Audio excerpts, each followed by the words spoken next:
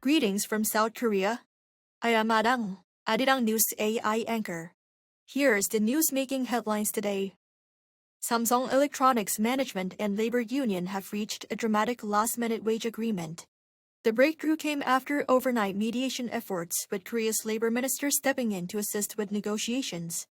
With the union suspending the strike, members will vote on a tentative deal over 6 days, starting Friday. That deal will be finalized if a majority of members participate and approve the agreement, with rejection likely meaning a return to negotiations. Under the tentative deal, both sides agreed to keep the existing excess profit incentive system while introducing a new special bonus program for the DS or Device Solutions Division. U.S. President Donald Trump said Wednesday that Washington is prepared to launch further strikes on Tehran if Iran refuses to agree to a peace deal, though he suggested he could wait a few more days before making a final decision. Speaking to reporters at Joint Base Andrews in Maryland, Trump said the situation remains on the borderline and warned that events could escalate rapidly if negotiations fail. He added that the U.S. is fully prepared for military action, but still hopes diplomacy can prevent a wider conflict. Trump also repeated that the United States will not allow Iran to obtain a nuclear weapon, saying Washington is now in the final stages of the crisis. Iran responded with fresh warnings of its own. The Revolutionary Guards said any renewed attack on Iran would trigger a broader regional war extending beyond the Middle East. Tehran has also launched a new Persian Gulf Strait authority aimed at controlling maritime traffic through the strategically vital Strait of Hormuz. Korea's producer prices posted their sharpest monthly increase in more than 28 years in April, driven largely by rising petroleum and raw material costs linked to the ongoing Middle East crisis.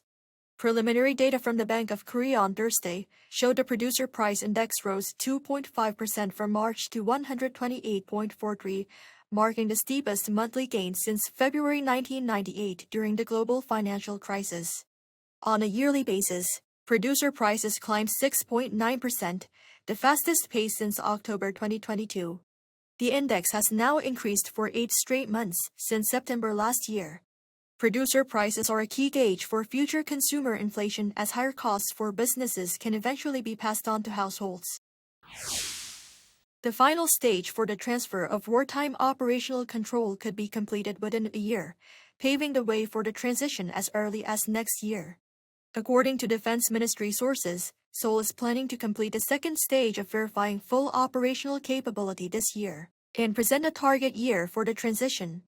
With the final stage full mission capability expected to take less time than previous stages, if the Allies agree to set 2027 as the earliest possible year for the transition and complete the steps, transition could in theory be possible in 2027. Though it remains uncertain whether such a scenario could be realized. Officials said Seoul is pushing to establish a roadmap with Washington before this year's Security Consultative meeting in October to accelerate the transfer process. A historic showdown between women's football clubs from the two Koreas unfolded on South Korean soil on Wednesday as part of AFC Women's Champions League.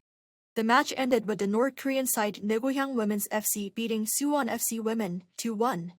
With the match being the first in South Korea to take place between club sides from the two Koreas, thousands of people gathered to watch the game in person despite the heavy rain. In the other semi-final on Wednesday, Tokyo Verdy Beleza defeated Melbourne City FC 3-1.